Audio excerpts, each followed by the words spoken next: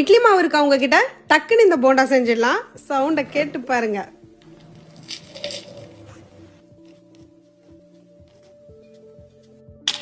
வடை போச்சே. ஒரு பவுல் எடுத்துக்கோங்க. 4 கரண்டி இட்லி மாவு எடுத்துக்கோங்க. இது கூட 1/4 கப் அரிசி மாவு எடுத்துக்கோங்க.